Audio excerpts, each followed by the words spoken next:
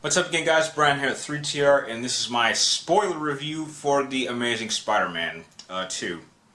Now, I actually got a chance to see it for a second time, and I recently rewatched my own review of The Amazing Spider-Man 2, and now that I actually got a chance to see it a second time, along with watch another Spider-Man film, I made a comment in that particular video which I feel like I need to take back, because now that I've really had a chance to compare these two films, I feel differently. And I made a statement saying that The Amazing Spider-Man 2 was my second favorite Spider-Man film out of all of them. And I'm taking that comment back. I recently rewatched the first Spider-Man film, which is playing on Netflix. And now that I've had a chance to watch them back to back, I still enjoyed the first one more than The Amazing Spider-Man 2. It certainly did a lot of things better than the the first Spider-Man film, but it had more problems, and it's kind of divided. It's like there was a lot of things it did right, but a lot of things it did wrong. And when you really compare it to the first film, it didn't do a lot of things as good as The Amazing Spider-Man 2, but it didn't really have a lot of problems, which is why I have to kind of downgrade The Amazing Spider-Man 2. But going into the review itself, the only thing I feel like I need to talk about is just the major spoilers and a couple of really big issues that I had with the film. So this is going to kind of sound like a rant, but I overall did enjoy watching it. It's just watching it for the second time, I didn't quite enjoy it as much. A couple of things that kind of bothered me was that there were a lot of really key scenes that were in the trailers that were not put in the film, and that really confused me. Like, one of the big scenes that they were promoting is like this one scene where Harry is talking to Peter, and he says, you've been under surveillance, and that scene is nowhere in this film.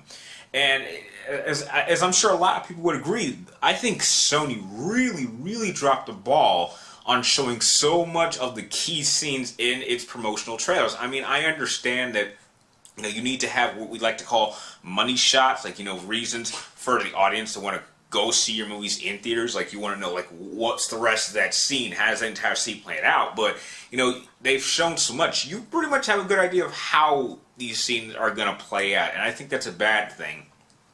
Going into Electro, I made the statement stating that, I felt that Joel Schumacher's Riddler, played by Jim Carrey, was handled a lot better than Jamie Foxx's Electro. And I stand by that decision, because even the problem I have with Electro was that they really didn't... Number one, I didn't really like the character when you really get to see him in a whole, because the dude is obviously crazy. So, that's not really someone I can feel sympathetic for. I mean, if there's like maybe the guy's, having bad luck, or he's got some problems, just things, then I can feel sympathetic. But this guy is like flat out crazy to begin with. I mean, he has this one scene in his apartment where he's just obsessed with Spider-Man, and it's like a sick obsession.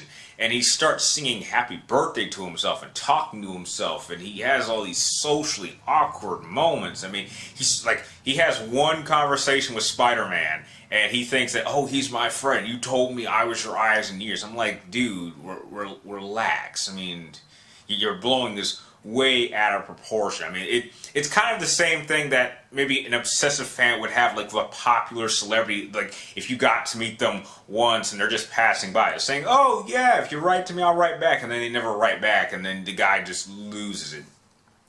And he had one really terrible line. I mean, did any of you, was it anyone else but me that cringed when Electro said, it's my birthday and I'm gonna light up my candles? I'm like, that is like some Mr. Freeze type shit right there. I don't know who wrote that or how Jamie Foxx agreed to say that, but that was ridiculous. And the fights, visually they were good to look at, but they kind of ended so suddenly. I mean, in the first fight, Electro loses because he gets hit with water. And in the second fight, he somehow is able to counter that somehow. I mean, the fight begins with Spider-Man hitting him with firing a giant hydro pump of water. Now, I don't have a degree in science or physics or chemistry, but I'm pretty sure you cannot stop a high pressurized force of water with electricity. it's a conductor. So if anything, the water is going to absorb the electricity and still hit him. And I still don't quite understand how Spider-Man was able to be so immune to electricity. I mean, I understand there was a scene where they explained that, spiders have, like, healing properties, so, maybe because Peter Parker was bitten by a spider, he can take a lot more damage than the average human can, which, I guess you could work with that. But, I think there was a particular scene that they could have at least acknowledged that he did take a lot of damage. Like, after the first fight with Electro, he kind of takes off the suit. It would have been nice to actually see maybe some bruises or some burn marks that, look like they were healing, so at least we could see that he did take quite a beating in that fight. And, that's really all I need to say about Electro. Rhino was, just glorified cameo, just set up, and I think that's kind of a big issue. Like, some of these movies are so concerned with wanting to build their own cinematic universes that they don't really put enough effort into making these films their own standalone films. I mean, don't get me wrong, I mean, I got my problems with the Avenger films, but the one thing that I acknowledge is that the individual films that they made leading up into them were standalone films, and that had an element leading on to something else, and I give those films credit, and that's what I'm really, really afraid of that Batman vs. Superman or Superman vs. Batman is going to do. It's going to spend so much time focusing on the next film that it's not going to put as much effort in making the actual film itself as good as it can be. And so that's my thoughts on Rhino. Another issue I had was, not really an issue, but Harry Osborn. I mean, we just did not get enough time with him. And here's another thing. How come his sickness was affecting him faster? That doesn't make any sense at all. Because Norman Osborn had the sickness for years. And even he said, I actually started getting the sickness when I was about your age. That's when it started. So shouldn't he have had like an extra, I don't know, 10, 15, 20 years to find a cure and just base it off what his father was able to find out? That it made no sense that the sickness was killing him faster. And there's one key scene that Peter Parker has that I believe would have been better being put in the first film. And that's this huge revelation with Peter Parker's parent and his father in general. Like, he actually explains that, the reason why they can't use my research and why the spider venom won't work for anyone else is because the test subject that I used for the spiders was myself. So without my bloodline, it won't work.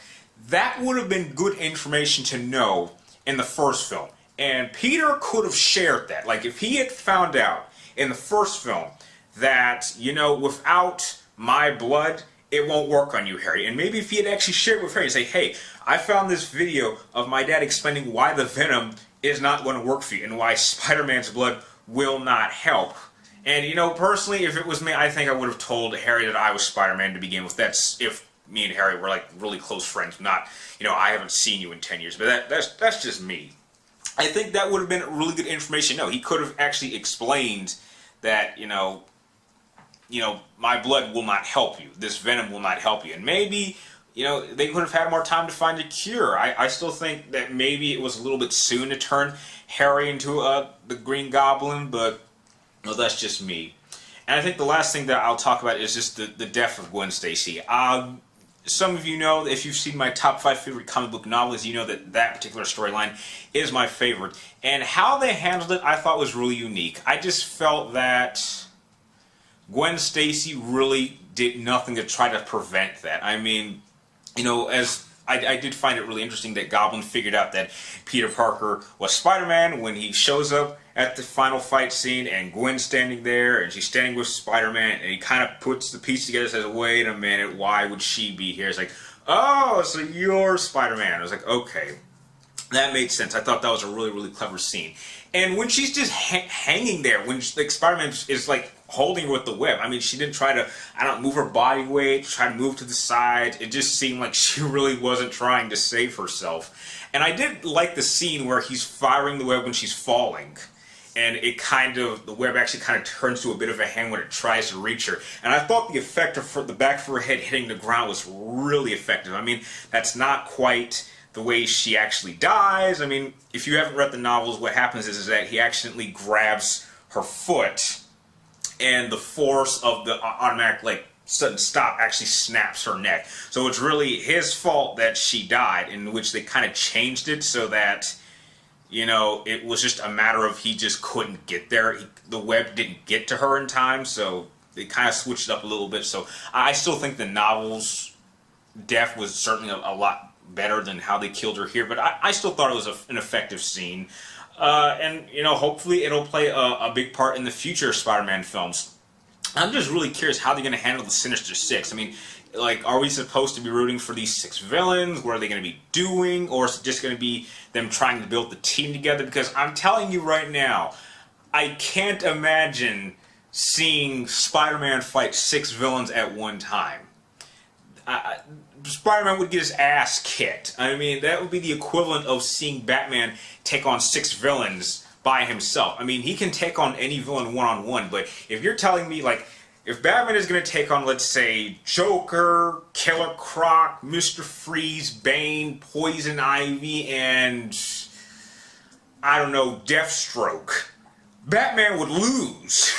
Which is kind of why he needs backup. So maybe they'll take this time to maybe establish Black Cat, because Felicia was in the film. She had like a couple of cameos, a couple of scenes. So maybe that's what will happen. Maybe she'll actually team up with him, and it'll be a 2-on-6 kind of deal, and that's a little more believable. But you know, Sony's really got to do something really creative to make me buy the idea that Spider-Man is really going to take on 6 villains at once. Or maybe he's going to try to deal with them one at a time, but that's not really how the Sinister Six works. They are actually a pretty covert team, and they usually don't do any one thing by themselves. They usually will call for backup, and that's what I really hope to see with the Sinister Six movie. And that's really all I need to say for this particular spoiler review. So I really would like to know, what are your guys' thoughts on the film? What were some, you know, some things that you didn't like? What were some things you thought could have been fixed? And how do you think the Sinister Six film is going to work out? I really would like to hear your thoughts. Tell me in the comments down below. And if you like this video, feel free to like, comment down below, and please subscribe to track me in my future movie reviews. And like always, thank you guys for watching. You're awesome, and I will see you next time.